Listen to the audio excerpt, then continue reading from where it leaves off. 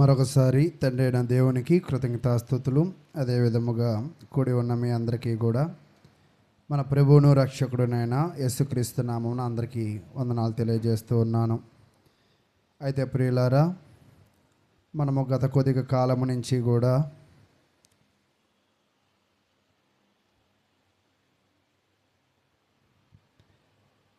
యేసుక్రీస్తు ప్రభు వారి యొక్క ఉపమానాలను మనము ధ్యానిస్తూ ముందుకు వస్తూ ఉన్నాం. ఉపమానము అంటే అర్థం ఏమిటి అంటే, భూలోక సంబంధమైన విషయాలను పరలోక సంబంధమైన విషయాలతో పోల్చి మాట్లాడడాన్నే ఉపమానము అని తెలియజేస్తూ ఉన్నారు. అయితే యేసుక్రీస్తు ప్రభువారు ఆయన యొక్క ఉపమానాలను దేవుని యొక్క సంఘముతో పోలుస్తూ పరలోక సంబంధమైన విషయాలను, అనేకమైన సంఘ సంబంధమైన విషయాలను ఆయన మనకు తెలియజేస్తూ ఉన్నాడు. చాలామంది కూడా ఆ యొక్క ఉపమానాలను గ్రహించగలిగిన పరిస్థితులను మనం చూస్తూ ఉన్నాం.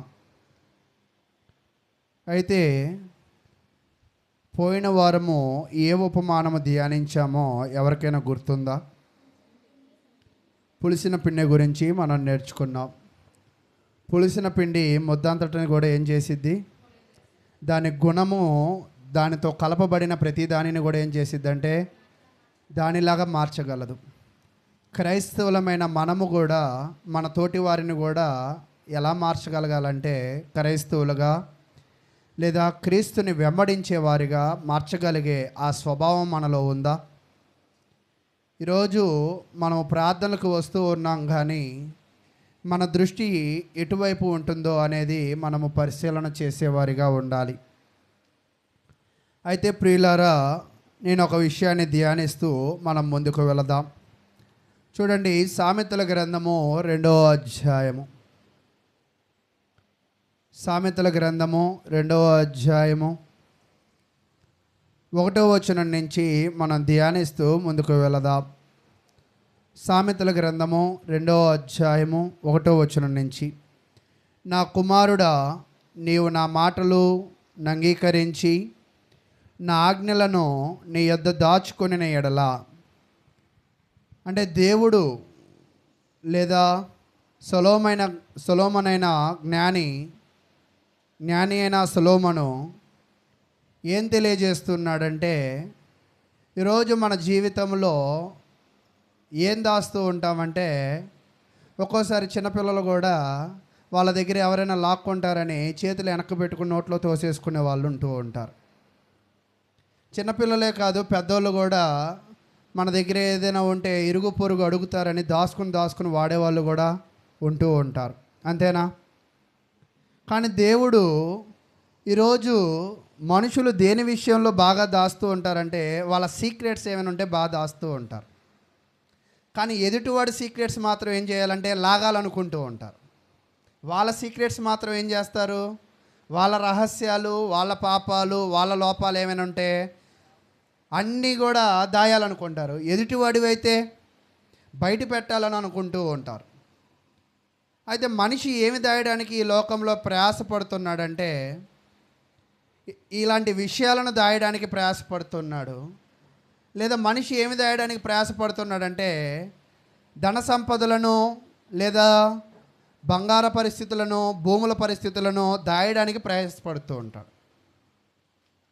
అంటే మనిషి దృష్టి ఎలాగో ఉన్నది అంటే, ఈ భూమి మీద విలువైనది ఏదైనా ఉన్నది అంటే భూమి అని అనుకుంటున్నాడు. చాలామంది కూడా అడ్వైజ్మెంట్ అంటూ ఉంటారు, భూమి మీద పెట్టిన పెట్టుబడి ఎక్కడికి కూడా పోదు అని అంటూ ఉంటారు. అలాగే ఈ పెట్టుబడులు అంటే ప్రతి మనిషి కూడా అనుకుంటున్న విషయం ఏమిటి అంటే, ధనం ఎక్కడికి పోదు, భూమి ఎక్కడికి పోదు, బంగారం ఎక్కడికి పోదు అని చెప్తూ ఉంటారు. నిజంగానే భూమి ఎక్కడికి పోదు, నిజంగానే బంగారం కూడా ఎక్కడికి పోదు. కానీ మనిషి పోతాడు. ఎక్కడికి పోతాడు? ఈ భూమిని విడిచిపోతూ ఉంటాడు. మీకు గతంలో కూడా నేను తెలియజేశాను. సహోదరులు రాబర్ట్ గారు ఒక ఉంగరం పట్టుకుని ఏం చెప్పారంటే, ఇది నేను చేయించినప్పుడు 10 గ్రాములు అనేది ఇప్పుడు 8 గ్రాములకు వచ్చింది అన్నారు. అలాగే ఎలా అయ్యిద్ది అంకులు? అలా అవ్వదు అని అన్నాను. లేదని ఇలా అయ్యిందని ఇలా అన్నారు. అవునా, సరే అన్న. ఎంతకాలం క్రితం అన్న? 60 ఏళ్ళ క్రితంది అన్నాడు. ఎంతకాలం క్రితంది? ఆయన వయసు 60 ఏళ్ళు. ఆ ఉంగరం కూడా ఎప్పటిదంట? 60 ఏళ్ళ క్రితంది. అంటే అది ఆయనది కాదు.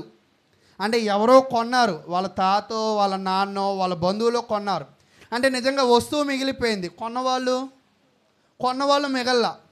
ఒక్కోసారి నిజంగా వస్తువులు మిగిలిపోతూ ఉంటాయి, భూములు మిగిలిపోతాయి, వస్తువులు మిగిలిపోతాయి, కానీ దాన్ని కొన్నవాళ్ళు ఈ భూమి మీద ఉండరు. అంటే మనిషి ఏమనుకుంటున్నాడంటే ఇవి మిగిలిపోతున్నాయి కాబట్టి ఇవే విలువైనవి, అంటే బంగారమే విలువైనది, అంటే భూములే విలువైనవి, వస్తువులే విలువైనవి అని అనుకుంటూ ఉన్నారు. కొంతమంది మనుషులు కూడా మనుషుల కన్నా వస్తువుల్ని బాగా ప్రేమిస్తూ ఉంటారు. మీరు ఎప్పుడైనా కూడా చూడండి, కొంతమంది వాళ్ళ వస్తువులు ఎవ్వరికి ఇవ్వడానికి ఇష్టపడరు, కానీ వీళ్ళు మాత్రం అందరు వస్తువులు వాడుకుంటారు. ఆశ్చర్యమైన విషయం ఏంటంటే వీళ్ళది మాత్రం ఎవ్వరు వాడుకోకూడదు, వీళ్ళు మాత్రం అందరిది వాడుకుంటూ ఉంటారు. అంటే నేనేం చెప్పాలని ప్రయాసపడుతున్నానంటే మనుషుల ప్రవర్తన ఎలా ఉన్నది అంటే వస్తువులు శాశ్వతం అనుకుంటున్నారు, బంగారం శాశ్వతం అనుకుంటున్నారు, భూములు శాశ్వతం అనుకుంటున్నారు, కానీ దాచుకోవలసినవి అవి కావంట. మరి ఏవి దాచుకోవాలి? చూడండి, అక్కడ చెప్తున్నాడు, నా కుమారుడా నీవు నా మాటలు అంగీకరించి నా ఆజ్ఞలను నీ యొద్ద దాచుకుని ఎడల. ముందుగా దేవుని మాటలను, అవి దేవుని మాటలను నువ్వేం చేయాలంట? ఒప్పుకోవాలి ముందు. అంటే దాన్ని యాక్సెప్ట్ చేయాలి. అవును, ఇది నిజముగా దేవుని మాటే. ఒక్కోసారి నేను సండే స్కూల్ టీచర్గా పనిచేస్తున్నప్పుడు చాలామంది పిల్లలు వచ్చేవాళ్ళు. వచ్చి ఏం చేసేవాళ్ళంటే వాళ్ళ స్కూల్లో హోంవర్క్ అంతా అక్కడ చేసుకునేవాళ్ళు. అంటే సండే స్కూల్కి వచ్చేవాళ్ళు, కూర్చునేవాళ్ళు, కానీ ఏం చేసుకునేవాళ్ళు? వాళ్ళ హోంవర్క్ చేసుకునేవాళ్ళు. కొంతమంది బొమ్మలు వేసుకునేవాళ్ళు, కొంతమంది ఏవేవో రాసుకుంటూ ఉండేవాళ్ళు.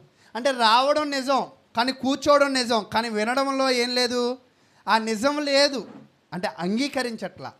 అవి దేవుని మాటలుగా వాళ్ళు ఏం చేయలేకపోయారు, అంగీకరించలేకపోయారు. తర్వాత కొంతకాలానికి వాళ్ళు స్థానిక సంఘంలో బిడ్డలుగా ఎదగలేకపోయారు. ఈరోజు ఏ వ్యక్తి అయితే దేవుని సన్నిధానానికి వచ్చి వారి దృష్టిని వాక్యము మీద పెట్టగలుగుతారో, వాక్యమును అంగీకరించగలుగుతారు, ఆ అంగీకరించిన మాటలను కూడా ఏం చేయాలంట? దాచుకోవాలి. ఈరోజు మనం ఏం దాచుకుంటాం తెలుసా? పొరపాటున ఎవరైనా మనల్ని ఏదైనా ఒక మాట అన్నారనుకోండి, దాన్ని పొరపాటున ఎప్పటికీ మర్చిపోం. ఎవరైనా ఒక కాలు దొక్కారనుకోండి, దాన్ని కూడా ఎప్పటికీ మర్చిపోం. ఏదైనా చీర దొక్కారనుకోండి, అది కూడా మర్చిపోం. మళ్ళీ మనం అడ్డంగా ఉంటాం. ఈ అడ్డంగా ఉన్నది మర్చిపోతాం. ఏం గుర్తుపెట్టుకుంటాం? తొక్కింది గుర్తుపెట్టుకుంటాం. అంటే నేను ఇక్కడ చెప్పాలనుకున్న విషయం ఏమిటి అంటే మనిషి అతను చేస్తున్న విషయాలు మర్చిపోయి ఎదుటివాడు చేస్తున్న లోపాలను బాగా ఏం చేస్తాడంట? ఇంతకేం గుర్తుపెట్టుకున్నాడంటే భూములను, ఆస్తిపాస్తులను, ఆభరణాలను గుర్తుపెట్టుకున్నాడు. తర్వాత ఏం చేశాడంటే ఎదుటివాడి లోపాలు గుర్తుపెట్టుకున్నాడు. ఇలా చూసుకుంటూ వెళితే మనిషి దేవుడు చెప్పని వాటిని బాగా గుర్తుపెట్టుకున్నాడు, చెప్పని వాటిని బాగా దాచుకుంటూ ఉన్నాడు. కానీ దేవుడు ఈరోజు కొంతమంది కూడా, అంటే సంఘంలో కూడా ఇలాంటివి చెప్పచ్చా అంటే అవును చెప్పచ్చు. కొంతమంది ప్రేమించుకున్న వాళ్ళు ఉంటారు, ఎప్పుడో ఇచ్చిన ఒక వస్తువులు కూడా గుర్తుపెట్టుకుంటూ ఉంటారు. ఒక ఆయన నాకు ఆ అమ్మాయి ఎవరో ఒక మల్లెపూలు పడేసిందంట, ఆ పడేసిన జాగ్రత్తగా దాచుకు కొంతకాలం తర్వాత చూపిస్తున్నాడు. ఏంటి బ్రదర్ ఇదన్న? ఇది అమ్మాయి, నా ఇష్టమైన అమ్మాయి పడేసిన మల్లెపూలు. అంటే అవి కొంతకాలానికి ఏమైపోతాయి ఖచ్చితంగా. అంటే ఈరోజు నిజంగా వాడిపోయేదేదో, పాడైపోయేదేదో తెలుసుకోలేం. తెలుసుకోకుండా ఇది నాది నాది నాది, ఇది గొప్పది అనుకుని దాన్ని ఏం చేస్తున్నాం? దాచుకుంటూ ఉన్నాం. కానీ దేవుడు ఏం చెప్తున్నాడంటే నువ్వు దాచుకోవాల్సిన విషయాలు ఇవేవి కూడా కాదు. ఇవేవి దాచుకున్నా కూడా అవి ఉంటాయి కానీ నువ్వు ఉండవు. కానీ నువ్వు దాచుకోవాల్సిన విషయాలు ఏంటంటే దేవుని యొక్క ఆజ్ఞలు. నిజంగా దేవుని మాటలు నాకు గుర్తుండాలి, నేను ఎంతవరకు గుర్తుపెట్టుకున్నానో అని 1-2 సార్లు నెమరు వేసుకునే వాళ్ళు ఉన్నారా ఈ రోజుల్లో? అంటే పోయిన శుక్రవారం నేను ఈ వాక్యం విన్నాను, ఇది ఇంటికి వెళ్ళి ఒకసారి నేను చదువుకోవాలి, దీనిలో భావాన్ని నేను అర్థం చేసుకోవాలి, ఇది ఏం తెలియజేస్తుందో నేను నేర్చుకోవాలి అని ఒకసారి నెమరు వేసుకునే వాళ్ళు ఎవరైనా ఉన్నారా? సహజంగా క్రైస్తవ జీవితాల్లో మనం జీవిస్తూ ఉంటాం, కానీ ఇటువంటి నెమరు వేసుకోవడాలు మనకైతే ఉండవు. అదే మన శత్రువుని జ్ఞాపకం చేసుకోమనండి, రాత్రి పగళ్ళు కూడా అవే మాటలు.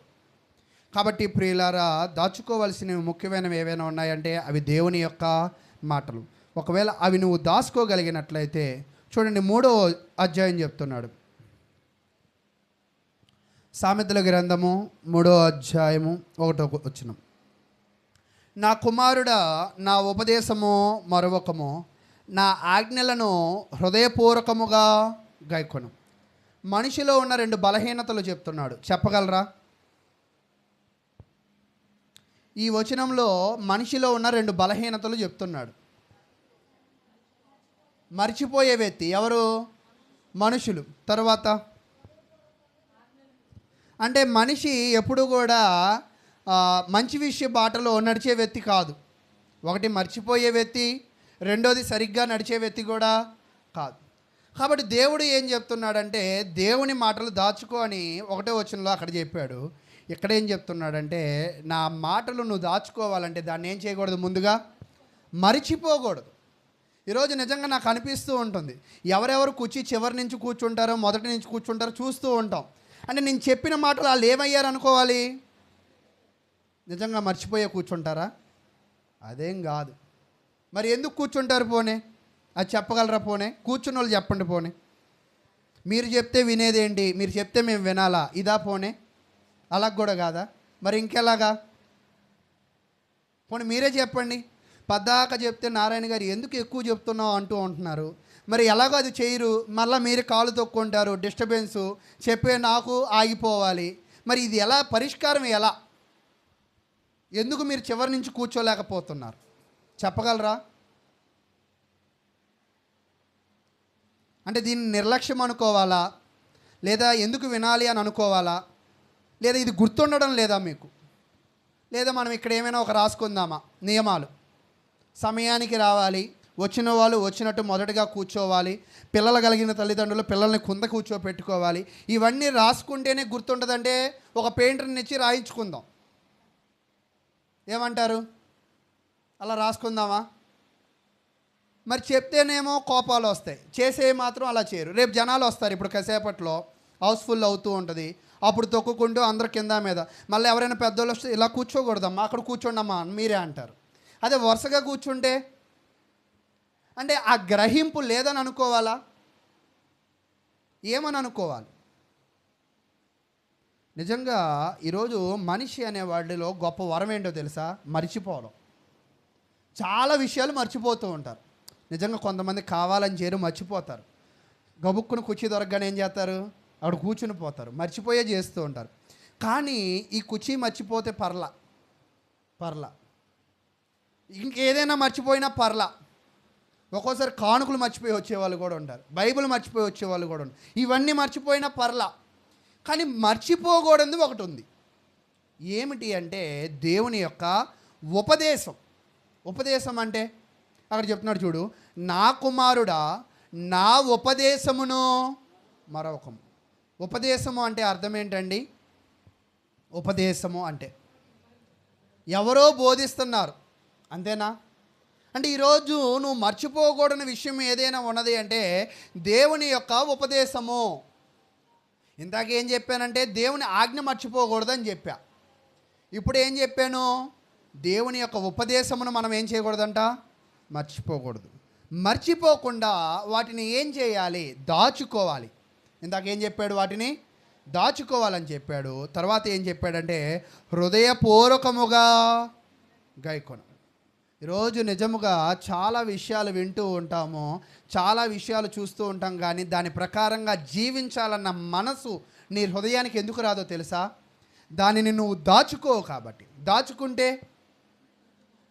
ఇది ఏం చేసిద్ది? నిన్ను ఇలా చేయకూడదు అని తెలియజేస్తూ ఉంటుంది. ఇది మర్చిపోతున్నావు కాబట్టి నీ హృదయము నీ యొక్క మనసుని ఏం చేయట్లేదంటే చెప్పట్లా. ఈ వాక్యము నీ హృదయంతో ఏం చేయట్లేదు? చెప్పట్లేదు. కాబట్టి ప్రియులారా, నేను చెప్పాలనుకుంటున్న విషయము, ఈరోజు దేవుని వాక్యమును మనం మర్చిపోకూడదు. దేవుని వాక్యమును దాచుకోవాలి. దేవుని వాక్యమును మనము హృదయపూర్వకముగా ఏం చేయాలంట? గైకొనాలి. హృదయపూర్వకముగా అంటే లోపము లేనిదిగా, అయితే అలా జీవించగలిగినట్లయితే ఆయన ఏమి ఇస్తా అంటున్నాడంటే 2వ వచనం, సామెతల గ్రంథము 3వ అధ్యాయము 2వ వచనం. అవి దీర్ఘాయువును సుఖజీవముతో గడుచు సంవత్సరములను శాంతిని నీకు కలుగజేయను. నేను ఎందుకు దేవుని మాట మర్చిపోవద్దు అంటున్నాను, నేను ఎందుకు దేవుని వాక్యమును దాయమంటున్నాను, నేను ఎందుకు దేవుని వాక్యానుసారంగా నడుచుకోమంటున్నానంటే, ఇలాగ నువ్వు చేసినట్లయితే, ఇది షరతు, ఇలా నువ్వు చేస్తే దేవుడు నీకు ఏమి ఇస్తాడంట? అవి నీకు దీర్ఘాయువుని ఇస్తుందంట.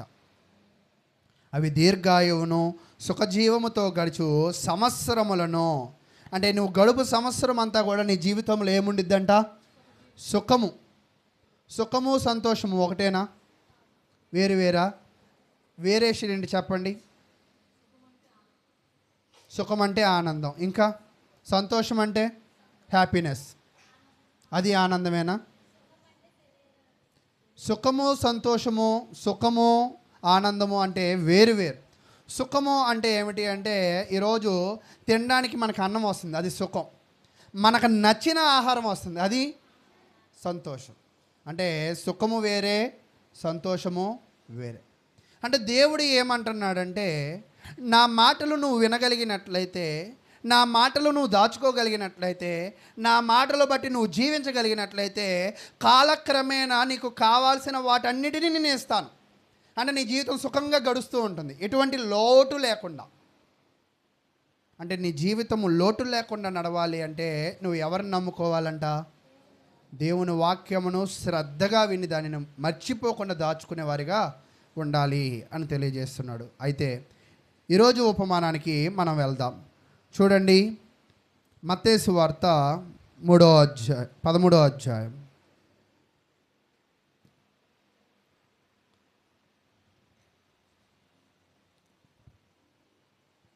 మత్తయి సువార్త 13వ అధ్యాయము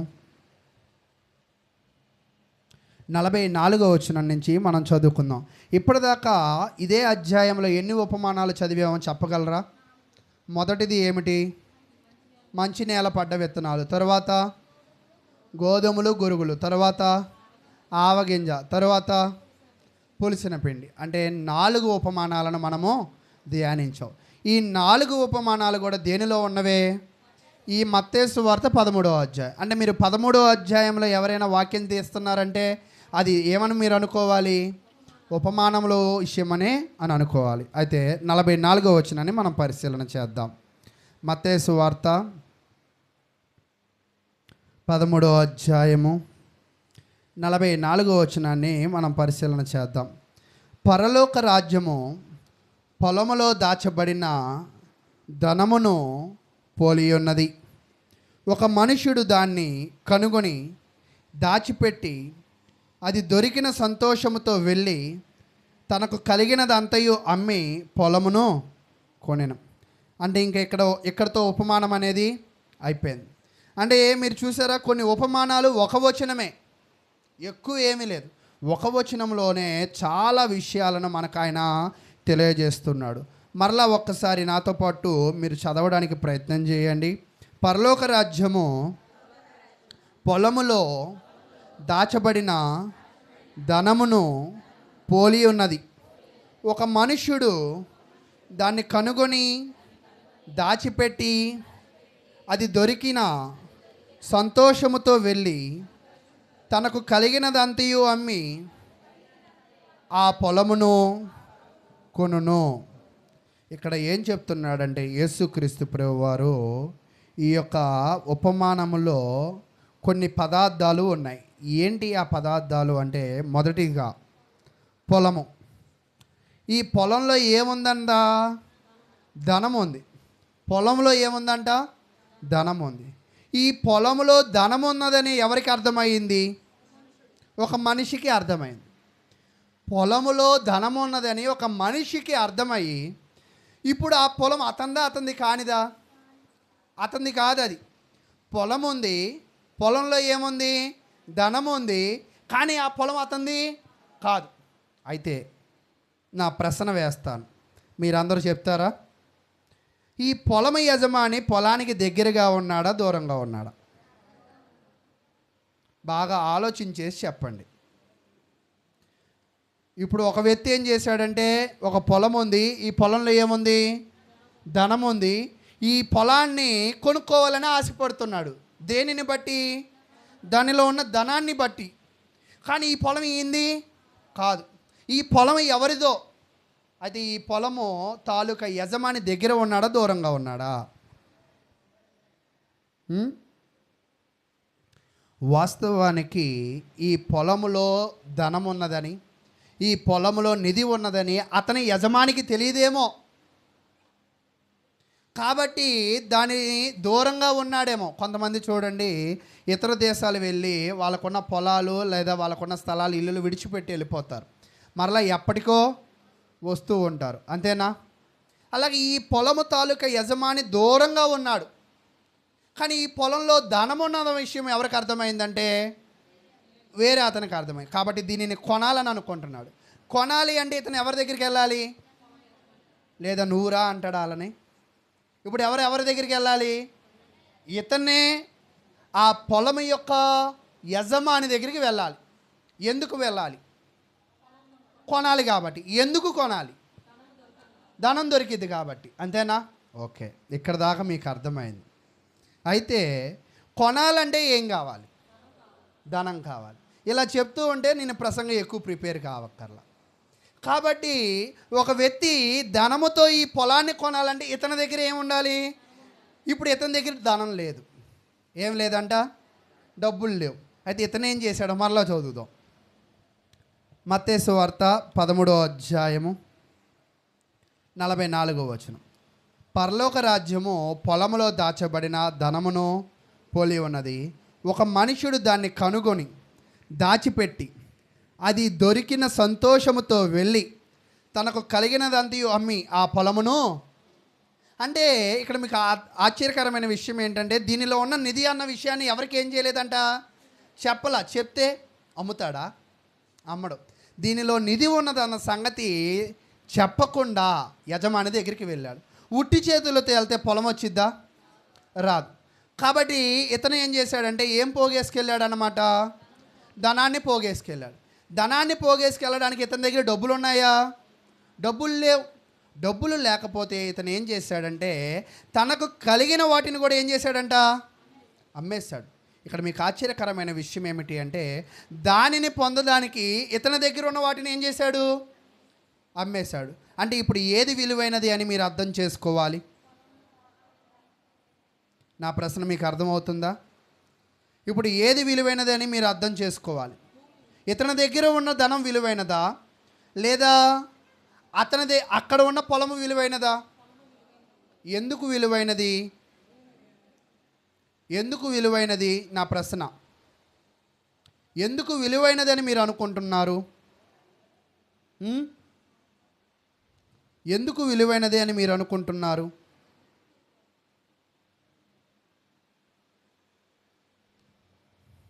ఎందుకు విలువైనదని మీరు అనుకుంటున్నారు? ఇక్కడ మీరు గమనించండి, ఒక వ్యక్తి ఉన్నాడు, ఒక పొలాన్ని బాగా అబ్జర్వ్ చేశాడు. అబ్జర్వ్ చేసిన తర్వాత తన యొక్క అబ్జర్వేషన్లో ఏం దొరికిందంట, ధనం దొరికింది. ఆ ధనము తీసుకుందామా అంటే ఆ పొలం ఆయనది కాదు. ఇప్పుడు ఆ ధనాన్ని తీసుకోవాలంటే ఆ పొలాన్ని ఏం చేయాలి, కొనాలి. అంటే కొనాలి కాబట్టి ఆ పొలము ఓనర్ దగ్గరికి పరిగెత్తుకుని వెళ్ళినట్లుగా బొమ్మ చూపించాడు. అంటే ఏదైనా సంపాదించాలంటే గొప్పదానిని దాని వెనక మనం ఏం చేయాలి, పరిగెత్తాలి. ఇతను వెంటనే పరిగెత్తి అతను ఆ పొలం యొక్క యజమాని దగ్గరికి వెళ్ళాడు. యజమాని దగ్గరికి వెళ్ళి డబ్బులు తీసుకువెళ్ళి అక్కడ ఉన్న ఆ పొలం యజమానికి ఇచ్చేటప్పుడు, అయ్యా నీ పొలం సూపర్ పొలం అయ్యా, దానిలో బంగారం ఉంది కాబట్టి నేను కొంటున్నా అని చెప్పాడా? దానిని ఏం చేశాడు, ఆ విషయాన్ని దాచిపెట్టాడు. దాచిపెట్టి ఇతని దగ్గర కూడా డబ్బులు లేవు. డబ్బులు లేకపోయినా తనకు కలిగినది మొత్తము కూడా అమ్మి, తనకు కలిగిందంతా అమ్మాడంటే ఇప్పుడు ఇది విలువైనదా, తన దగ్గర ఉన్న ధనం విలువైనదా? అదే విలువైనది. కాబట్టి ఏం చేశాడంటే తనకు కలిగిందే అమ్మాడు. ఒకవేళ దానికన్నా ఇతని దగ్గర ఉన్నదే విలువైనది అయితే అమ్మేవాడు కాదు. ఇప్పుడు అమ్మి అతనికి ఇచ్చినట్లుగా చూస్తున్నాం. తర్వాత ఈ బొమ్మ చూస్తే మీకు ఏమనిపిస్తుంది చెప్పండి? సంతోషంగా అంటే ఎలా చెప్పగలుగుతున్నారు బొమ్మను చూసి మీరు? ముఖంలో కవలికలు కనపడుతున్నాయా మీకు? అంతేనా? కవలికలు కనపడ్డాయి అంటే ముఖాన్ని బట్టి ఆనందాన్ని మీరు చెప్పగలరా? ఓకే, సరే, ఇక్కడ దాకా పక్కన పెడదాం. మళ్ళీ మీకు బొమ్మలు చూపిస్తున్నాను, మీరు చెప్పండి ఈసారి. ఒక వ్యక్తి ఏం చూశాడు? పొలంలో ఏముందని అర్థమైంది.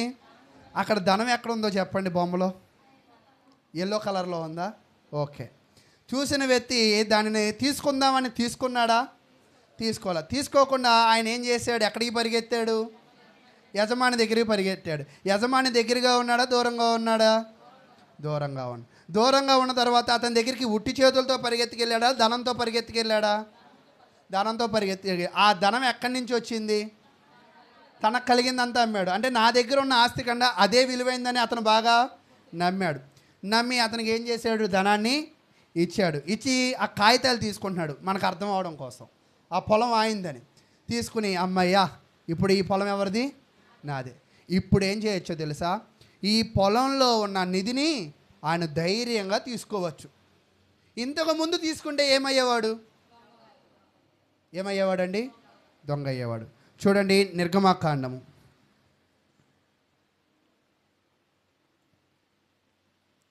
20వ అధ్యాయం. నిర్గమాకాండము 20వ అధ్యాయము మీరు పరిశీలన చేస్తూ ఉన్నప్పుడు నిర్గమాకాండము 20వ అధ్యాయము 15వ వచనాన్ని మనం చదువుకుందాం. నిర్గమాకాండము 20వ అధ్యాయము 15వ వచనం. దొంగిలకూడదు. ఎవరు దానిని దొంగిలకూడదు? 17వ వచనం చూడండి. నీ పొరుగువాని ఇల్లు ఆశింపకూడదు. నీ పొరుగువాని భార్యనైనను, అతని దాసునైనను, అతని దాసినైనను, అతని యొద్దనైనను, అతని గాడిదనైనను, నీ పొరుగువాని దగు దేనినైనను ఆశింపకూడదు అని చెప్పాడు. అంటే ఇతనికి కూడా ఆ పొరుగు దాని మీద ఆశ కలిగింది కదా అని అతను వెళ్ళి ఏం చేయలేదంట, దౌర్జన్యంగా తీసుకోలేదు. దానిని ఏం చేశాడంటే న్యాయపరముగా అతను ముందు కొనుక్కుని అప్పుడు దానిని ఏం చేశాడంటే తీసుకోవాలని ఆశపడినట్లుగా మనం చూస్తూ ఉన్నాం. అయితే ఇక్కడ నేను చెప్పాలనుకుంటున్న విషయం ఏమిటి అంటే, ఇతను అక్కడ నిధి ఉన్న సంగతి అతను ఎలా గ్రహించగలిగాడు? ఇక్కడ ఇతను ఉన్నాడు కదా, ఈ మనిషికి నిధి ఉన్న సంగతి ఎలా తెలిసింది? ఈ మనిషికి నిధి ఉన్నది సంగతి ఎలా తెలిసింది? ఇప్పుడు ఒక్కోసారి, అమ్మ చూసావా ఆమె నెక్లెస్ వేసింది అని అంటూ ఉంటావు. నీకు ఎలా తెలుసు ఆమె నెక్లెస్ వేసిందని? అందరూ వేశారుగా, మరి ఆమెనే నువ్వేం చేసావు? బాగా అబ్జర్వ్ చేసావు. ఈరోజు నీ అబ్జర్వేషన్ ఎటువైపు ఉంది? ఇందాక సామెతల గ్రంథంలో ఏం చెప్పాడంటే, ప్రతి ఒక్క వ్యక్తి అబ్జర్వేషన్ దేని మీద ఉండాలంటే దేవుని వాక్యము మీద ఉండాలి. నీ అబ్జర్వేషన్ దేవుని వాక్యము మీద ఉంటే ఆ వాక్యాన్ని నువ్వేం చేయవంట? మరిచిపోవు. నీ అబ్జర్వేషన్ దేవుని వాక్యం మీద ఉంటే ఆ వాక్యాన్ని ఏం చేస్తావంట? దాచుకుంటావు. నీ అబ్జర్వేషన్ దేవుని వాక్యము మీద ఉంటే ఆ యొక్క వినిన దాన్ని బట్టి ఏం చేస్తావంట? జీవిస్తావు. ఒకవేళ నీ అబ్జర్వేషన్ దాని మీద లేకపోతే ఏమీ చేయలేవు. అలాగే ఈ వ్యక్తి యొక్క పని ఒకవేళ వెతకాలనుకుంటున్నాడు. ఏం వెతకాలనుకుంటున్నాడు? నిధిని వెతకాలనుకుంటున్నాడు. ఆ వెతికే పనిలో తిరగగా ఆయనకు ఒక పొలము కనపడింది. ఆ పొలంలో ఆయనకి ఏం దొరికిందంట? నిధి కనపడినట్లుగా కనపడుతుంది. చూడండి, సామెతల గ్రంథము 2వ అధ్యాయం. సామెతల గ్రంథము 2వ అధ్యాయము 4వ వచనాన్ని మనం పరిశీలన చేద్దాం. సామెతల గ్రంథము 2వ అధ్యాయము 4వ వచనం. వెండిని వెదికినట్లు దాన్ని వెదికిన ఎడల, దాచబడిన ధనమును వెదికినట్లు దాన్ని వెదికిన ఎడల, యెహోవా యందు భయభక్తులు కలిగి ఉండుట ఎట్టిదో నీవు గ్రహించదు. అక్కడ ఒక వ్యక్తి ఆ నిధిని ఎలా వెతికాడో యెహోవాను కూడా నువ్వు ఎలా వెతకాలంట? అలా వెతకాలి. ఈరోజు దేవునిని వెతకడము అనేది చాలా తేలిక పని, కష్టమైన పనే. దాని మీద మనం ఏం చేయాలంటే దృష్టి పెట్టాలి. ఈరోజు నిజముగా సంఘం ఎడల ఎంతమందికి దృష్టి ఉండవచ్చు? నిజంగా సంఘం ఎడల నాకు దృష్టి ఉందండి, టకటకా చెప్పండి అంటే సంఘంలో ఇదిగోండి అక్కడ చేప లేదు, ఇక్కడ గిన్నె లేదు, అక్కడ గడియారం లేదు, అక్కడ టేబుల్ లేదు అని చెప్పగలిగే వాళ్ళు టకటకా ఎవరైనా ఉన్నారా? ఎవరు లేరా? అంటే ఈరోజు నిజముగా సంఘములో ఏముందని మనం అర్థం చేసుకోవాలి? ధనం ఉంది. దేవుడు ఇక్కడ ఏం చెప్తున్నాడంటే సంఘము అనేది ఒక నిధి కలిగిన ప్రాంతం. సంఘములో నిధి అంటే ఏంటి? అంటే వచ్చే కానుకలే నిధండి కాదా? ఇదేదో 2 పొట్లాలు వచ్చాయి, ప్లాస్టిక్ బకెట్, స్టీల్ గిన్నెలు 2 వచ్చాయి, ఇదే నిధండి. అది కూడా కాదా? ఇందాక వస్తూ నిర్మలమ్మ గారు కూడా ఎప్పుడు ఖాళీ చేతులతో వచ్చేవాళ్ళు, పెద్ద బ్యాగ్తో వచ్చారండి, ఇదే నిధండి అని అంటారా? అది కూడా కాదా? మరి ఏది నిధి? సంఘంలో నిధి ఏది? వినపట్లేదు. వాక్యమే నిధా? ఆ వాక్యము అనే నిధి మీద నీ దృష్టి ఉందా? వాక్యం అనే ఆ నిధిని నువ్వు సంపాదించుకోవాలని ప్రయాసపడుతున్నావా? ఆ వాక్యం అనే నిధిని నువ్వు దాచుకోవాలని ఆశపడుతున్నావా? నువ్వు వెండిని దాచుకుంటున్నావు, ఇరుగు పొరుగు వారి మాటలు దాచుకుంటున్నావు, నీ ఆస్తిపాస్తులు దాచుకుంటున్నావు, కానీ అవి శాశ్వతమైనవి కావు. కానీ ఈ లోకములో శాశ్వతమైనది ఏదైనా ఉన్నది అంటే దేవుని యొక్క వాక్యమే. కానీ ఈ వాక్యము అనే ఈ నిధి ఎక్కడ దొరికిద్ది అంటే ఈ క్రీస్తు సంఘములో దొరికిద్దని నీకు అర్థమైందా? దేవుని వాక్యము అనే నిధి సంఘములోనే దొరికిద్దని నీకు అర్థమైతే నువ్వు చేయవలసింది ఏమిటి అంటే నీకు కలిగి ఉన్న వాటి అన్నిటినీ అమ్మి ఇక్కడికి రావాలి. అమ్మి అంటే వదులుకోవాలి, అంటే నీకు కలిగి ఉన్న లోపాలు విడిచిపెట్టాలి. నిజంగా ఇక్కడ సంఘంలో ఉన్న ప్రతి ఒక్కరిలో కూడా క్షుణ్ణంగా పరిశీలన చేస్తే లోపము లేదు అనడానికి ఎవరు కూడా సరిపోరు. నిజముగా ఎవరికి ఉండవలసిన లోపాలు వాళ్ళకి ఖచ్చితంగా ఉన్నాయి. కానీ మనం ఏం చేయాలంటే వాళ్ళు లోపంలో ఉన్నారు, నేను లోపంలో ఉన్నా, ఏమైద్దిలే అని అనుకోకూడదు. ఈ సంఘములో ఉండే ఈ వాక్యము అనే నిధి సంపాదించుకోవాలంటే నీలో ఉన్న లోపాలను ఏం చేయాలంటే ముందుగా విడిచిపెట్టాలి. అలా విడిచిపెట్టినప్పుడే నువ్వేం చేయగలవంటే ఆ నిధి నీ దగ్గరకు వస్తూ ఉండు, నీలో లోపాన్ని బయటపడేస్తూ ఉండు. దేవుడి నిధి ఏం చేసిద్దో తెలుసా? నీ దగ్గరికి వస్తూ ఉంటుంది. ఒకవేళ లోపాలను నీ ఒంట్లో వేసుకుంటూ ఉండు, దేవుడి నిధి ఏమైద్దో తెలుసా? నీకు దూరం అయిపోతూ ఉంది. అర్థమైందా ఈ బొమ్మ? కాబట్టి దేవుని వాక్యముని నీ హృదయంలో దాచుకోవాలి అంటే నీలో ఉన్న లోపాలను నువ్వేం చేయాలంట? తీసి పారేయాలి. ఒకవేళ తీసి పారేయకపోతే ఈ సంఘములో నిధి అనే ఈ వాక్యము నువ్వు ఎంత విన్నా కూడా నువ్వు గ్రహించలేవు. నువ్వు ఎంత విన్నా కూడా దాన్ని ఏం చేస్తావు? మర్చిపోతావు. అందుకే సాతానుడు ఆ యొక్క విత్తనాన్ని ఏం చేస్తాడంట? పట్టుకుని పోతాడు అని విన్నామా మొన్నే. ఆ తర్వాత అది ఆవగింజలాగా వేసినా కూడా అభివృద్ధి పడదు. అది వేసింది సాతానుడే అవుతాడు. కాబట్టి నేనేం చెప్పాలనుకుంటున్నానంటే దేవుని వాక్యములో నువ్వు అభివృద్ధి పడాలి అని నువ్వు అనుకుంటే, దేవుడు కోరుకున్న విధముగా నువ్వు అభివృద్ధి పడాలని నువ్వు కోరుకుంటే ఆ వాక్యము ఎక్కడ దొరికిద్దో ముందు దాన్ని కనుక్కోవాలి. ఆ నిధి ఎలా సంపాదించాలో దానికోసం నువ్వేం చేయాలి? పరిగెత్తాలి. అంతేనా? అక్కడ బొమ్మలో కూడా అర్థం అవడం కొరకు ఎంత చక్కగా వేశాడో తెలుసా? చూడండి, నిధి చూశాడు. ఆ చూపులు కూడా చూస్తుంటే మీకు ఏమైనా అనిపిస్తుందా? ఎంత ఆశగా చూస్తున్నాడో. ఎక్కడ నిధి ఉందని. నిజంగా దేవుని వాక్యమును శ్రద్ధగా వినాలి. శ్రద్ధగా వినాలి అంటే నేను సమయానికి ముందుగానే రావాలి, నేను చక్కగా నాకు అనుకూలమైన ప్లేస్లో నేను కూర్చోవాలి అని ప్రిపేర్డ్గా వచ్చేవాళ్ళు ఎంతమంది ఉన్నారు ఈరోజు? ఆ ప్రిపరేషన్ ఉండాలి ఎవరిలో? ప్రతి ఒక్కరిలో. ఆ ప్రిపరేషన్ కోసం మనం ఏం చేయాలంటే పరిగెత్తాలి. ఏం చేయాలంటండి? పరిగెత్తాలి. అంటే పరిగెత్తడము అంటే ఈరోజు చూడండి, పొరపాటున మీ అమ్మాయినో మీ అబ్బాయినో ఎవరో రోడ్డు చివర కొడుతున్నారు అన్న విషయం ఎవరో చెప్పారు నీకు. ఇప్పుడు నువ్వేం చేస్తావు? కొడితే కొట్టని, ఆడికి అలాగే కావాలి అని అంటావా? ఏమంటావు? నువ్వు పరిగెడతావు. ఎందుకు? నష్టపోకూడదనేగా. ఈరోజు సంఘమునకు కూడా నువ్వు పరిగెత్తుకుని రాలేకపోతే, నువ్వు సంఘములో నిధిని కూడా నువ్వు గుర్తించలేకపోతే, సంఘములో ఉన్న వాటి కోసం నువ్వు ఆశ పడకపోతే, వెండిని వెతికినట్టు బంగారమును వెతికినట్టు నువ్వు దేవుని వాక్యమును వెతకలేకపోతే నువ్వు కూడా ఏమైపోతావు తెలుసా? నష్టపోతావు. కాబట్టి క్రైస్తవులు అనే వాళ్ళు ఏం చేయాలంటే వెదకడానికి ఇష్టపడాలి, దొరికిన దానిని దాచుకోవడానికి ఇష్టపడాలి. అయితే ప్రియులారా, నేను కొన్ని విషయాలను మీకు తెలియజేస్తూ ముందుకు వెళతాను. ఊహించిన విధముగా నిధిని కనుగొన్న వాళ్ళని కొంతమందిని మనం చూద్దాం. అపోస్తుల కార్యములు 9వ అధ్యాయం.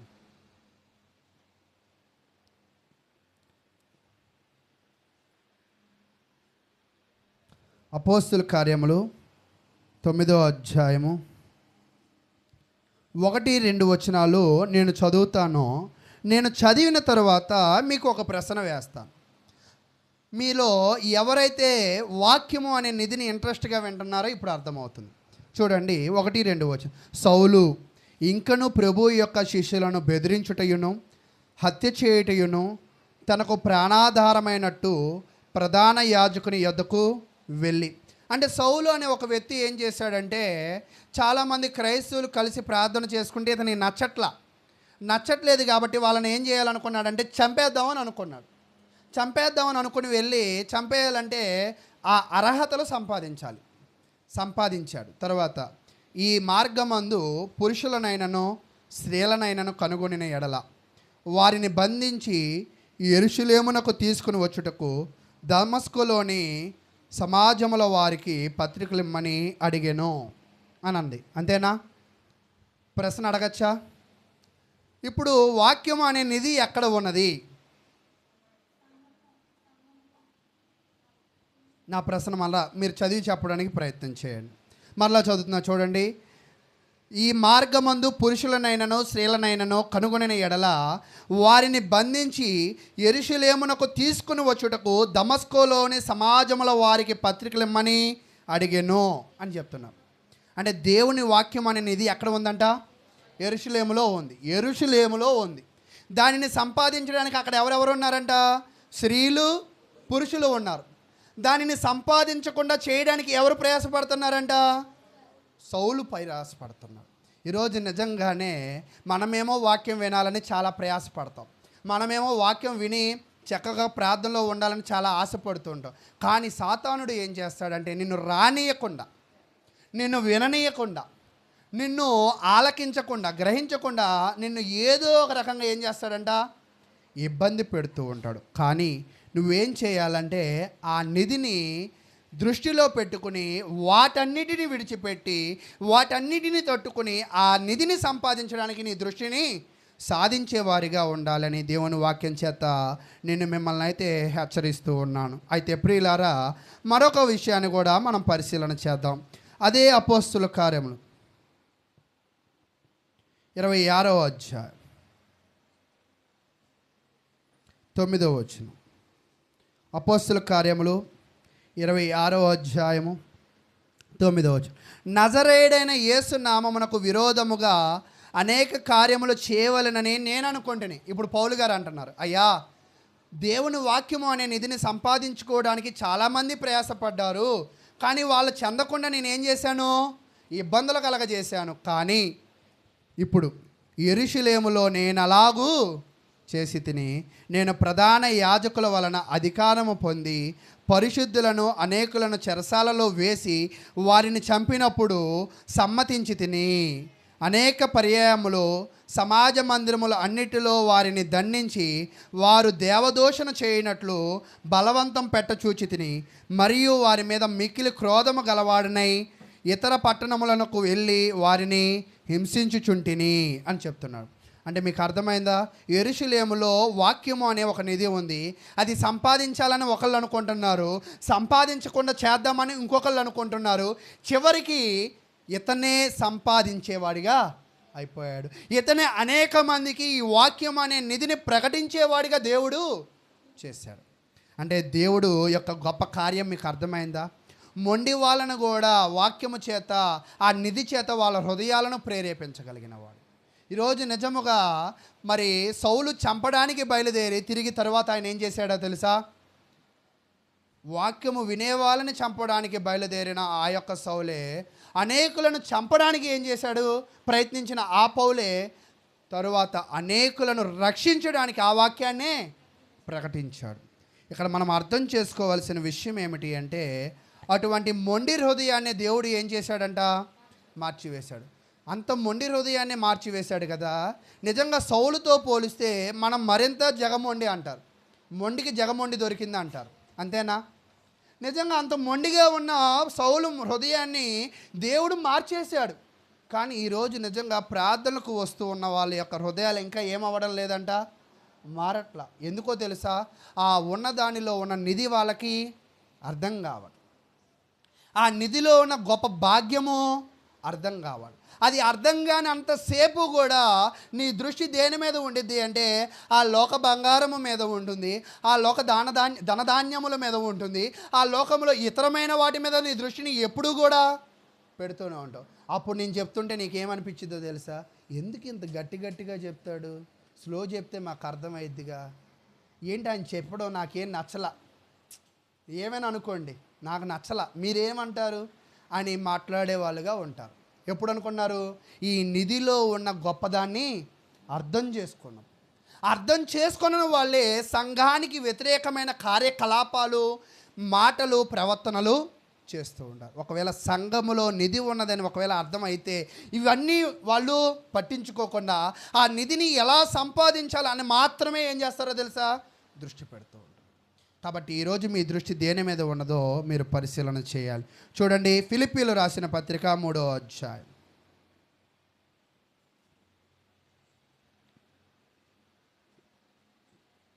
ఫిలిప్పీలు రాసిన పత్రిక 3వ అధ్యాయము 4వ వచనం నుంచి మనం చదువుకుంటూ ముందుకు వెళ్ళినట్లయితే చాలా విషయాలు మనకు ఉంటాయి. అయితే 7వ వచనం నుంచి మనం చదువుకుందాం. అయినను ఏమేమి నాకు లాభకరములై ఉండెనో వాటిని క్రీస్తు నిమిత్తము నష్టముగా ఎంచుకుంటుని. ఇందాక ఆ పొలము కోసం అతను కూడా ఏం చేశాడంటే తనకు కలిగి ఉన్న లాభాన్ని అన్నిటినీ కూడా నష్టముగా ఇచ్చేసి అక్కడ ఉన్న నిధిని సంపాదించుకోవడానికి ఏం చేశాడంట? ప్రయాసపడ్డాడు. అంతేనా? పౌలు గారు కూడా ఇంతకుముందు నిధి ఎవరికి సంపాదించకూడదు అని అనుకున్నాడు. ఇప్పుడు ఆయనే ఆ నిధి కోసం ఏం చేశాడో తెలుసా? ఏవైతే లాభం ఉందో, ఏదైతే ఘనత ఉందో, ఏదైతే ప్రాధాన్యమైన ఉన్నాయో అవన్నిటిని విడిచి క్రీస్తే కావాలి, క్రీస్తు నిమిత్తం వాటన్నిటిని కూడా ఎలా ఎంచుకున్నాడంట? నష్టముగా ఎంచుకున్నాడు. అంటే ఇక్కడ మనం అర్థం చేసుకోవాల్సిన విషయం ఏమిటి అంటే నిజముగా ప్రార్థనలో, వాక్యములో, ఆత్మ సంబంధమైన జీవితంలో నువ్వు అభివృద్ధి పొందేటప్పుడు నువ్వు అభివృద్ధి పొందకుండా చేయాలని కొన్ని పరిస్థితులు నీకు వ్యతిరేకంగా ఉంటాయి. అయినప్పటికీ వాటిని నువ్వు ఎలా ఎంచుకోవాలంట? క్రీస్తు దగ్గరకు వస్తున్నప్పుడే నీకు లాభం వస్తుంది. అప్పుడు నీకు మనసుకు కూడా ఒక మాట చెప్తారు లోకం, అదృష్టం తట్టినప్పుడే ప్రార్థనకి ఈరోజు కాకపోతే రేపు వెళ్ళచ్చు, కానీ ఈరోజు కాకపోతే ఈ డబ్బులు రేపు రావు, ఈరోజు కాకపోతే చచ్చిపోయిన వాళ్ళు రేపు ఉండరు అని అంటారు. కొంతమంది అంటారు, ఏంటి బ్రదర్ ప్రార్థన రాలేదంటే మా దగ్గర చుట్టం చచ్చిపోయారండి అంటారు. కానీ యేసుక్రీస్తు ప్రభువారు ఏమంటారంటే మృతులను వెంబడింతురు, లేదా మృతులను పాతి పెట్టుకుందరు, నువ్వు నన్ను ఏం చెయ్యి? నన్ను వెంబడించాలి.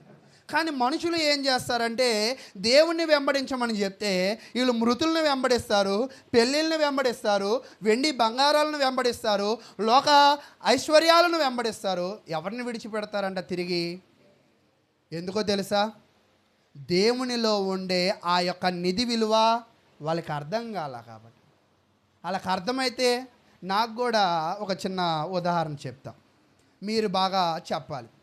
తెలివైన వాళ్ళు ఎవరో మీరే చెప్పాలి. నా మాట అర్థమవుతుందా మీ అందరికీ? ఓకే.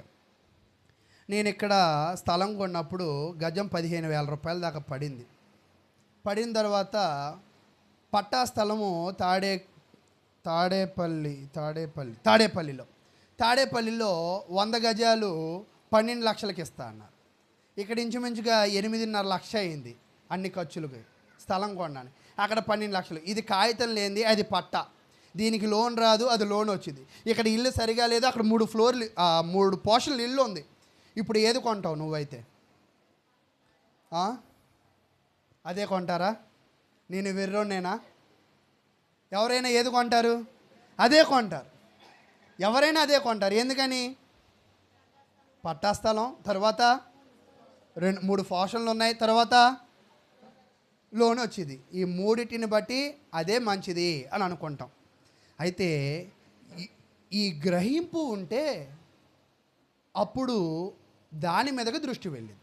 ఒకవేళ గ్రహింపు లేకపోతే, ఈరోజు నేను కూడా ఏం చెప్పాలని ప్రయత్నం చేస్తున్నానంటే, లోకములో వచ్చే లాభమే ఎంత, దేవుని సంఘంలో దేవుని వాక్యమును వింటే వచ్చే లాభం ఎంత, లోకములో పనిచేస్తే వచ్చే లాభం ఎంత, దేవునిలో పనిచేస్తే వచ్చే లాభం ఎంత, లోకం కొరకు పరిగెడితే వచ్చే లాభం ఎంత, దేవుని కొరకు పరిగెడితే వచ్చే లాభం ఎంత, లోకంలో జీవిస్తే లాభం ఎంత, దేవునిలో జీవిస్తే లాభం ఎంత అని నువ్వు పోల్చి చూస్తే, ఆ పోలికలో దేవుని ఇచ్చే ఐశ్వర్యము నీకు అర్థమవుతే, అప్పుడు నువ్వు ఎన్నడూ కూడా ఈ లోకము జోలికి వెళ్ళవు. ఎందుకని? లోకము కన్నా దేవుడే ఎక్కువ లాభాన్ని చేకూరుస్తాడు. అది ఎవరికి అర్థమైందంటే, గమలియేలు పాదముల దగ్గర విద్యాభ్యాసము చేసిన ఒక ఉన్నతమైన ఒక విద్యార్థికి అర్థమైంది. అది అర్థమై ఏం చేశాడంటే, నేను చేసింది ఎప్పటిదాకా తప్పను ఒప్పుకున్నాడు. ఈరోజు మనం మారకపోవడానికి గల కారణం రెండోది ఏంటో తెలుసా? మనం చేస్తున్నది మనం తప్పని తెలుసుకోవట్లా, తెలుసుకున్నా కూడా దాన్ని సమర్థించుకుంటున్నాం. ఆ సమర్థించుకోవడం మనల్ని ఏం చేసిద్దంటే నష్టముగా చేసిద్దని దేవుని వాక్యం ద్వారా మిమ్మల్ని తెలియజేస్తూ ఉన్నాను. అయితే ప్రియులారా, చూడండి, మరొక విషయాన్ని నేను తెలియజేస్తాను. 2 కొరింథీయులు రాసిన పత్రిక 4వ అధ్యాయం. 2 కొరింథీయులు రాసిన పత్రిక 4వ అధ్యాయము.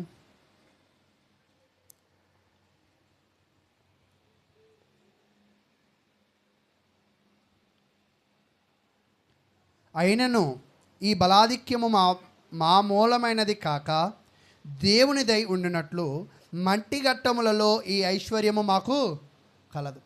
ఈరోజు నీకు బాగా దేవుని వాక్యం అర్థమైతే, దేవుడు గుణగణాలు అర్థమైతే, ఈ మట్టి ఘట్టములో ఇటువంటి గొప్ప ఐశ్వర్యమును 3 పూట్ల తినగలగడానికి, ఎక్కడికైనా వెళ్ళగలగడానికి, ఇటువంటి సకల సౌకర్యాలు ఈ మట్టి ఘట్టానికి ఇచ్చింది ఎవరని నీకు అర్థమైతే తెలుసా? దేవుడు అర్థమైంది.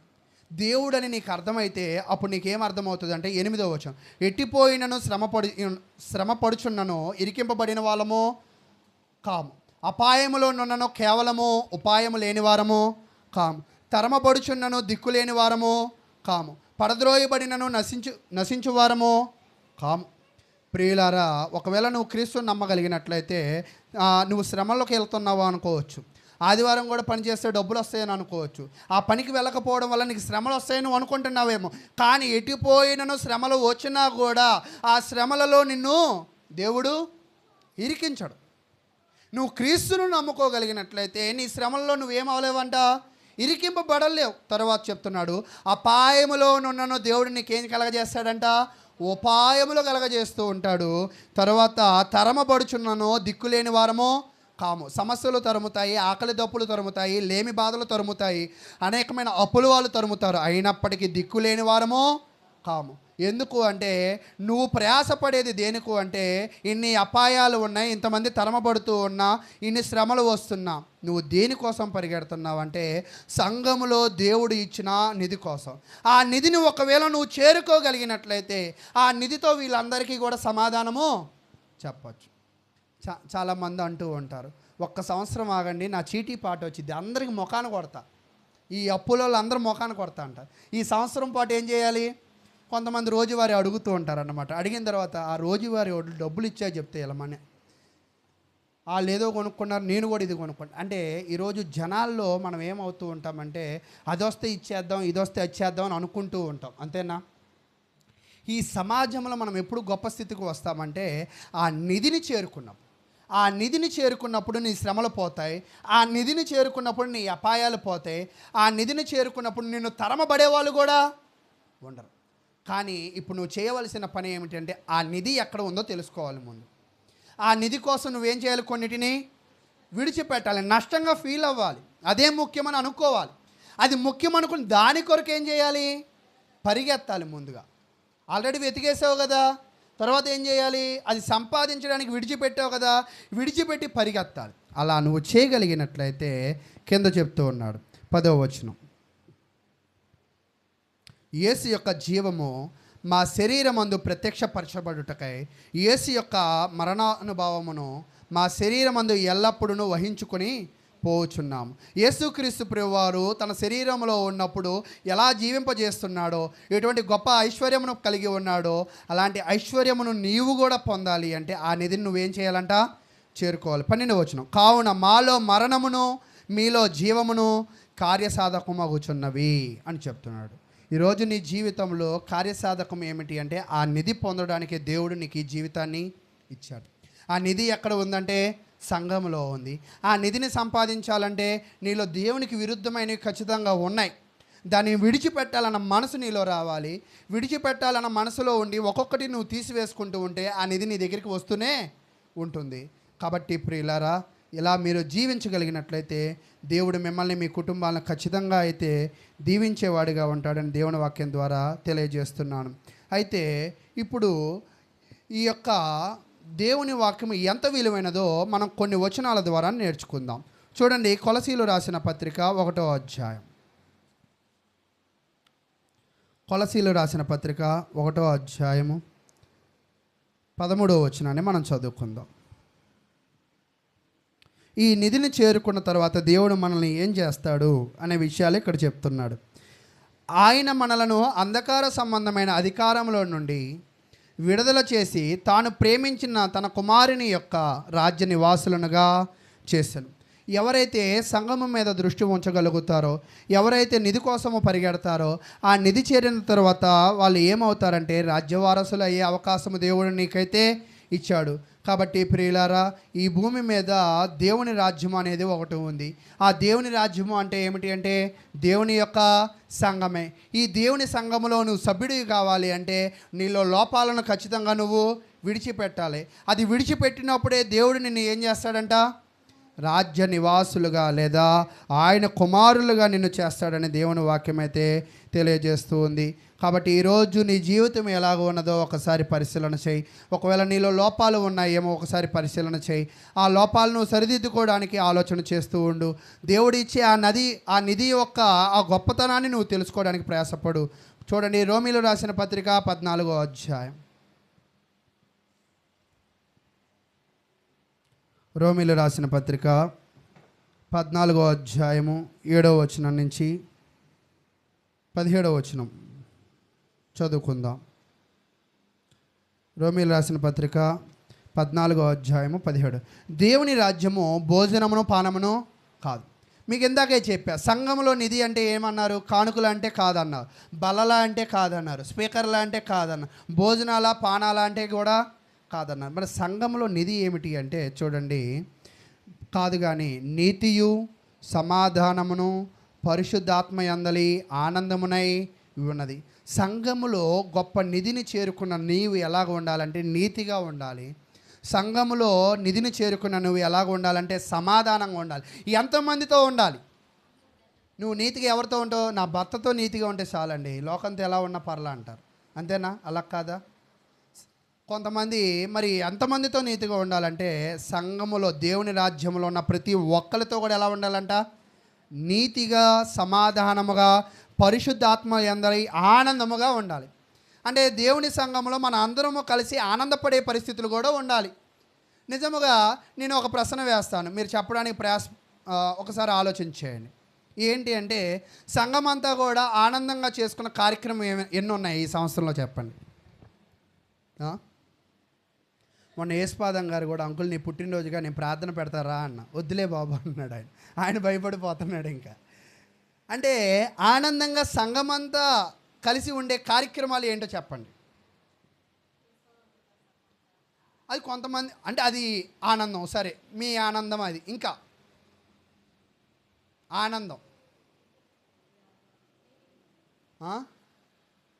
అందరూ నన్నే చూస్తున్నారు, ఆన్సర్ ఎలాగో నేనే చెప్తాగా, మీరు ఎలాగో చెప్పరు. ఆనందము అంటే ఏమిటి అంటే వాక్యము చేత మనల్ని మనం బలపరుచుకోవడమే ఆనందం. అంటే సంఘంలో జరిగే ప్రతి ప్రార్థనా కూడిక కూడా ఎలాగ ఉండేదంట? ఆనందమైనదే. ఎందుకని? అది నిధి కదా. సంఘానికి రావడం అంటే దేనికి వచ్చినట్టే? నిధి కోసం వచ్చినట్లే. కాబట్టి ఆ నిధి కోసం ఆయన ఎలాగ పరిగెత్తాడో సంఘంలో జరిగే కార్యక్రమాల కోసం కూడా మనం ఏం చేయాలంట? అలా పరిగెత్తాలి. అలా పరిగెత్తగలిగిన వాళ్ళ జీవితాన్ని దేవుడు ఏం చేస్తాడంటే సామెతల గ్రంథంలో చెప్తూ ఉన్నాడు అన్నమాట. 3వ వచనంలో, దీర్ఘాయువును సుఖజీవముతో గడుచు సంవత్సరములను నేను వాడికి ఇస్తాను. కాబట్టి ప్రియులారా, సంఘములో మనం నేర్చుకోవాల్సిన విషయాలు ఏమిటి అంటే సంఘము చాలా విలువైనది. సంఘంలో విలువైనది ఏంటి అంటే కుర్చీలో, ఏసీలో, ఫ్యాన్లో కానే కాదు. సంఘంలో విలువైనది ఏదైనా ఉన్నది అంటే దేవుని యొక్క వాక్యము. సంఘంలో విలువైనది ఏమైనా ఉందంటే సహవాసము. సంఘంలో విలువైనది ఏదైనా ఉన్నదంటే ఐక్యత.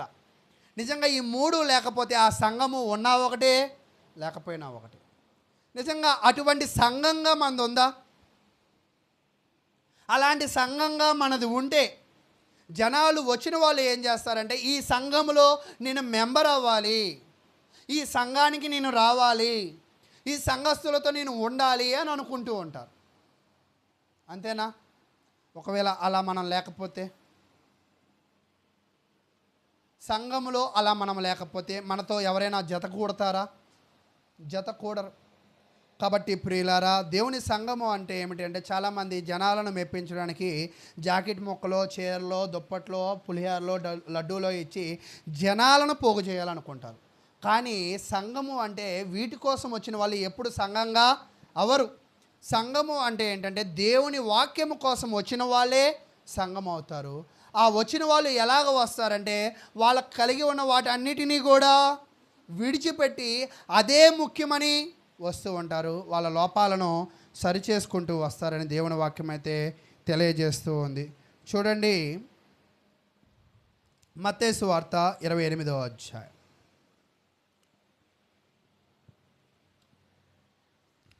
మత్తయి సువార్త 28వ అధ్యాయము 18 నుంచి 20 వచనాలు మనం చదువుకుందాం. అయితే యేసు వారి వద్దకు వచ్చి, పరలోకమునందును భూమి మీదను నాకు సర్వాధికారము ఇయ్యబడిను. కాబట్టి మీరు వెళ్ళి సమస్త జనులను శిష్యులుగా చేయడి, తండ్రి యొక్కయు కుమారుని యొక్కయు పరిశుద్ధాత్మ యొక్క నామములోనికి వారికి బాప్తిసమిచ్చుచు నేను మీకు ఏ సంగతులను ఆజ్ఞాపించుతునో ఎన్నిటిని అంటండి, అన్నిటినీ గైకొనవలెనని వారికి బోధించుడి. ఇదిగో నేను యుగ సమాప్తి వరకు సదాకాలము మీతో కూడా ఉన్నానని వారితో చెప్పాను. అంటే యేసుక్రీస్తు ప్రభువారు 2000 సంవత్సరంలోనే ఉన్నారు, 2000 సంవత్సరాల క్రితమే ఉన్నారని అనుకుంటున్నాం. కానీ కాదు, ఆయన భూమి మొదలుకొని యుగ సమాప్తి అంటే ఈ భూమి నాశనం అయిపోయే వరకు ఆయన మనతోనే ఉన్నారు. ఎలాగ ఉంటారంటే సంఘము ద్వారా, సంఘములో వచ్చే వాక్యము ద్వారా. ఈరోజు నువ్వు వాక్యాన్ని కొరకు వెగిరపడి వస్తూ ఉన్నట్లయితే, సంఘంలో సమయానికి చేరుకోవడానికి నువ్వు వేగిరపడి వచ్చినట్లయితే నీతో ఎవరు ఉన్నట్టే? అదేంటండి సంఘంలో వాక్యం యేసుక్రీస్తు ఒకటే అంటే, అవును ఒకటే. యోహాను సువార్త మీరు తీయక్కర్లేదు కానీ 1వ అధ్యాయం 1వ వచనంలో ఏముంటుందంటే, ఆది యందు వాక్యముండును, వాక్యము దేవుని యొద్ద ఉండును, వాక్యము దేవుడే ఉండును. అంటే వాక్యమే ఎవరు? ఆ దేవుడే ఎవరు? యేసుక్రీస్తు.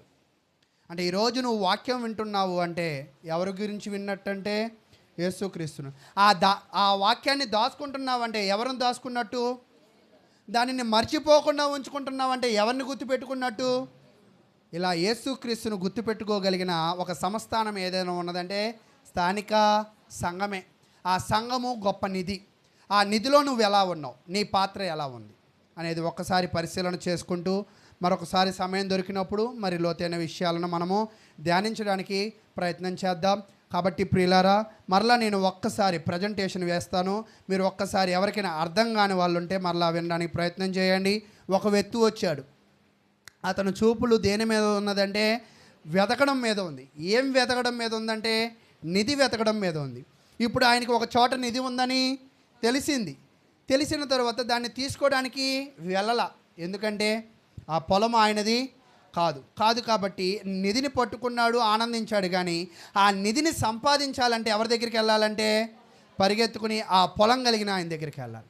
ఆ పొలం కలిగిన ఆయన దగ్గరికి ఎలాగ వెళ్ళాడంటే ఉట్టి చేతులతో వెళ్ళాల. ఆ పొలం ధర ఎంతో ఉన్నదో దాన్ని పట్టుకుని వెళ్ళాడు. ఈయనకి ఆ ధనం ఎక్కడదంటే ఆయనకి కలిగి ఉన్నదంతా కూడా అమ్మి డబ్బులు సంపాదించుకుని వెళ్ళాడు. సంపాదించుకుని వెళ్ళి చాలా సంతోషంగా ఉన్నాడు. అలాగే నువ్వు కూడా ప్రార్థనకి వెళ్ళేటప్పుడు ఎలాగ వెళ్ళాలి అంటే సిద్ధపాటుతో వెళ్ళాలి. అతను కూడా ఏం చేశాడు, వెళ్ళి పొలం దగ్గరికి వెళ్ళి 10 సార్లు మాట్లాడి డబ్బులు నాకు ఇస్తావా ఇవ్వవా అని పంచాయతీలు ఏమీ పెట్టాల. ముందుగానే అక్కడ ఆనందం దొరికిద్ది అని అనుకున్నాడు, అక్కడ నిధి ఉంది అని అనుకున్నాడు. దాన్ని కొనాలి అంటే పరిగెత్తుకుని వెళ్ళి నా దగ్గర ఉన్న వాటిని నేను ఖర్చు పెట్టాలి. అలాగే దేవుని మందిరానికి రావాలి అంటే కొన్నిటిని ఖచ్చితంగా నువ్వేం చేయాలంట, విడిచిపెట్టాలి. నేను విడిచిపెట్టను, అది కావాలి ఇది కావాలంటే. ఒక దాసుడు ఇద్దరు యజమానులకి ఏమవ్వలేడంట, దాసుడుగా ఉండలేడు. ఈరోజు లోకంలో నాకు అది కావాలి, సంఘంలో నాకు ఇది కావాలంటే అది ఎప్పటికీ కూడా నీకు సాధ్యపడదు. లోకం కావాలా, సంఘాన్ని వదిలే. సంఘం కావాలా, లోకాన్ని వదిలే. మరి కానీ ఈ రెండిటిలో ఏది విలువైనది, ఏది శాశ్వతమైనది అంటే సంఘంలో ఉన్న నిధే శాశ్వతమైన నిధి. నిధి అంటున్నారు, ఏం నిధి అండి? కానుకలు మాకు ఇస్తారా ఏంటి అంటే, కానుకలకి మీకు ఏమి ఇవ్వం. కావాల్సి వస్తే ద్రాక్ష రసం ఇస్తాం, కావాలంటే బాటిల్ ఉంటుంది, బాటిల్ మీరు తాగొచ్చు, లేదా పులిహార రెండో గరిట ఏమంటే వేస్తూ ఉంటాం. అది ఒకవేళ అది పులిహార కాదేమో, మళ్ళా ఏదైనా మీకు రెండోసారి వేస్తూ ఉంటాం. అయితే సంఘంలో విలువైనది ఏమిటి అంటే దేవుని యొక్క వాక్యం. ఆ వాక్యమును వినడానికి నీకు ఆసక్తి ఉంటే నిధి దగ్గరికి నువ్వు వెళ్ళగలుగుతావు. ఒకవేళ ఆసక్తి లేకపోతే నువ్వు దేవుడికి ఖచ్చితంగా దూరం అయిపోతావు అని తెలియజేస్తూ, ఎంతో ఓపికగా విన్న మీ అందరికీ కూడా ప్రభు నామమున వందనాలు తెలియజేస్తూ ముగిస్తూ ఉన్నాను.